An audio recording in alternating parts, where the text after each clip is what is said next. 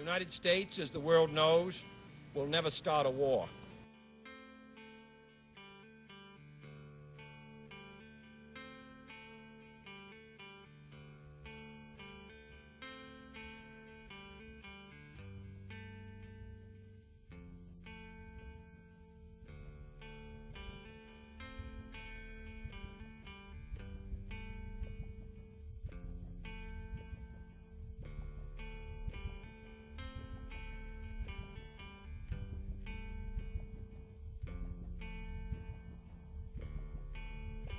You could see the writing on the headstone, and it gave his awards, Purple Heart, Bronze Star, showed that he died in Iraq, gave his date of birth, date of death. He was 20 years old, and then at the very top of the headstone, it didn't have a Christian cross, it didn't have a star dated, it had a crescent and a star of the Islamic faith. I did that joke in Alabama. These three rednecks met me after the show. Hey, buddy, come here. Hey, Mr. Comedian, come here. And his name was Kareem Rashad Sultan Khan, and he was an American. He was born in New Jersey. He was 14 years old at the time of 9/11, and he waited until he can go serve his country, and he gave his life.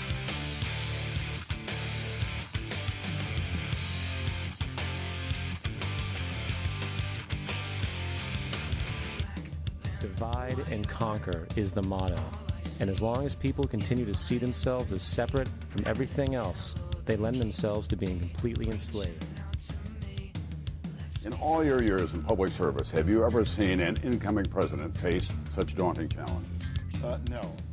This generation of Americans has already had enough, more than enough, of war and hate and oppression. It is permitted to be said such things as, well, you know that Mr. Obama is a Muslim. Now, even as we speak, there are those who are preparing to divide us. Religion, patriotism, race, wealth, class, and every other form of arbitrary separatist identification.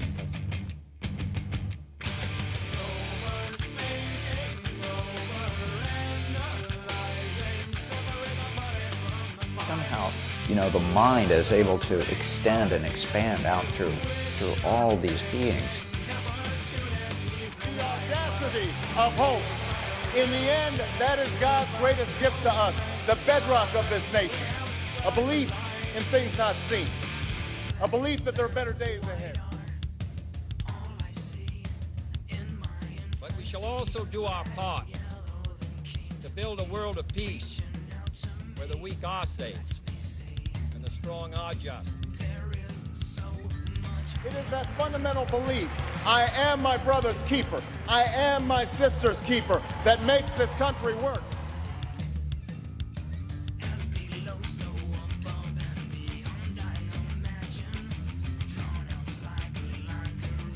Well, the correct answer is he is not a Muslim. He's a Christian. He's always been a Christian. But the really right answer is, what if he is? Mr. Funny Man, come here. Hey, buddy, we're Christians. We don't like what you said. I said, then forgive me.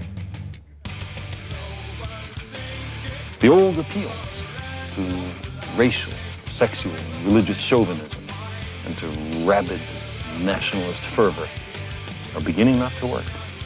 I believe we can provide jobs to the jobless, homes to the homeless, and reclaim young people in cities across America from violence and despair.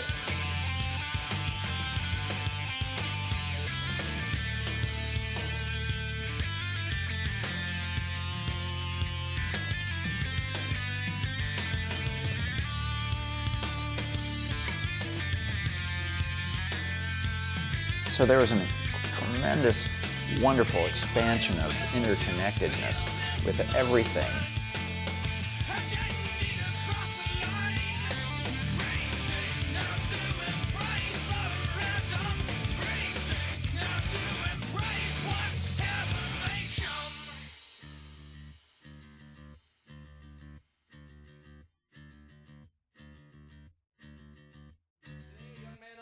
Realize that all matter is merely energy. energy condensed to a slow vibration that we are all one consciousness experiencing itself subjectively. There's no such thing as death. Life is only a dream, and we're the imagination of ourselves. Here's Tom with the weather. There is a point. Is there a point to all this? Let's find a point. What account would we give of our stewardship of the planet Earth? We have heard the rationales offered by the superpowers. We know who speaks for the nations, but who speaks for the human species? Who speaks for Earth?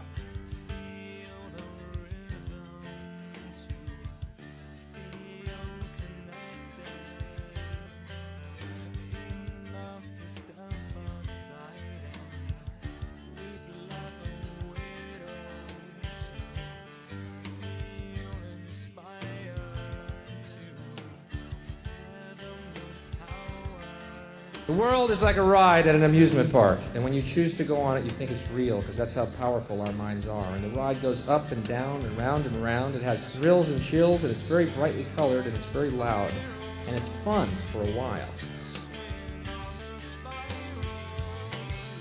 Somehow, the mind is able to extend and expand out through all these beings. And in this moment, we are perfect, we are whole, and we are beautiful. Some people have been on the ride for a long time, and they begin to question, is this real, or is this just a ride? And other people have remembered, and they come back to us, and they say, hey, don't worry, don't be afraid, ever, because this is just a ride. And what kinds of possibilities we have for love and for actions of kindness. I believe that we have a righteous wind in our backs, and that as we stand on the crossroads of history, we can make the right choices and meet the challenges that face us. But it doesn't matter, because it's just a ride. And we can change it anytime we want. It's only a choice. No effort, no work, no job, no savings of money. A choice right now. Between fear and love. I believe that the more time we spend choosing to run the deep inner peace circuitry of our right hemispheres, the more peace we will project into the world, and the more peaceful our planet will be. The eyes of fear, once you put bigger locks on your door, buy guns, close yourself off. The eyes of love, instead, see all of us as one. Well, what do you meet that with? You meet that with the ocean of compassion that you are.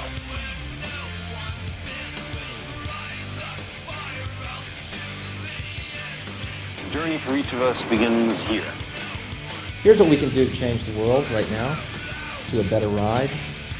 Take all that money we spend on weapons and defense each year and instead spend it feeding, clothing, and educating the poor of the world, which it would many times over, not one human being excluded, and we can explore space together, both inner and outer, forever in peace.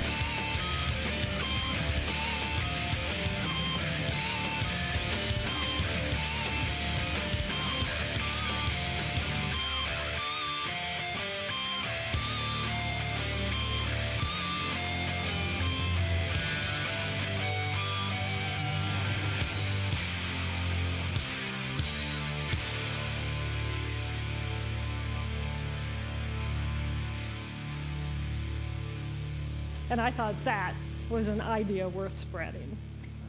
Thanks.